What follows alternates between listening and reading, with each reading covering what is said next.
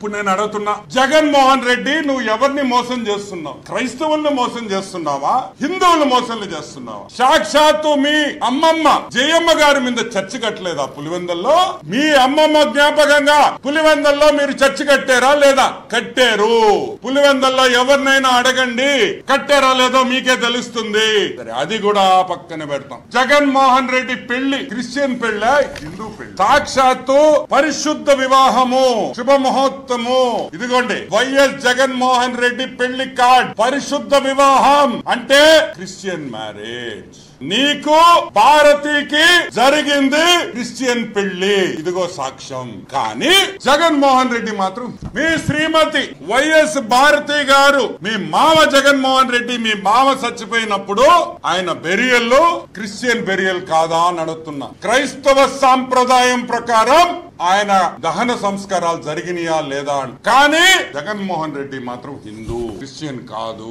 మీ తండ్రి గారు వైఎస్ రాజశేఖర రెడ్డి, మా పెద్ద ఆయన, గర్వంగా చెప్తా, మా పెద్ద ఆయన వైఎస్ రాజశేఖర రెడ్డి చనిపోయినప్పుడు ఏ పద్ధతిలో అంత్యక్రియలు జరిగినాయి? క్రిస్టియనా హిందువా? క్రిస్టియనే కదా. సరే, అది కూడా పక్కన పెడతాం. నువ్వు ఇచ్చిన అఫిడవిట్ లో, సిబిఐ అఫిడవిట్ లో, సిబిఐ వాళ్ళు వేసిన అఫిడవిట్ లో నువ్వు క్రిస్టియన్ అని చెప్పి రాశారా లేదా? నువ్వు ఇచ్చిన అఫిడవిట్ సిబిఐ దాంట్లో నువ్వు క్రిస్టియన్ అని నువ్వు రాసుకున్నావు. ఓకే, అది కూడా పక్కన పెడతాం. నేను అడిగే ఒకటే పాయింట్, ఎవరిని మోసం చేస్తున్నావు? ఎవరిని మోసం చేస్తున్నావు? యేసు ప్రభువా తండ్రి, ఈ మోసగాడు, నీ పేరు చెప్పుకొని ఓటడిగిన మోసగాడు ఈ రోజు నీతో సంబంధం లేదు, నాకు సంబంధం లేదు, యేసు ప్రభు ఎవరో నాకు తెలియదు అంటున్నాడు నీ బిడ్డ. తండ్రి, కళ్ళు తెరువు తండ్రి, భస్మం చేయి తండ్రి ఇతన్ని. యేసు ప్రభువా, హల్లెలూయా.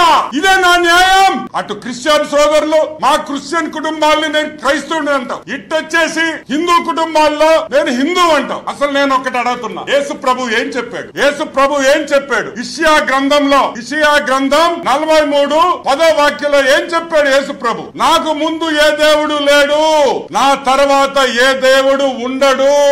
ఉంటే వేడిగా ఉండండి, లేకపోతే చల్లంగా ఉండండి, అటు ఇటు ఉండొద్దు అని సాక్షాత్తు యేసు ప్రభువే బైబిల్లో రాస్తున్నారు. ప్రభు రాసిన వాక్యం ఇది. కానీ అటు వేడి ఉండదు, ఇటు సల్లంగా ఉండడు. ఇతను హాఫ్ టికెట్ కాబట్టి 50-50లో ఉంటాడని కూడా మీకు మనం చేస్తున్నాం. సాక్షాత్తు యేసు ప్రభు చెప్పిన మాట నేను చెప్తున్నా. ఇతను దానికనే ఇతను హాఫ్ టికెట్ అనేది. ఎందుకంటే అటు ఇటు కాకుండా ఉండే వ్యక్తి అని కూడా మీకు మనం చేస్తాం.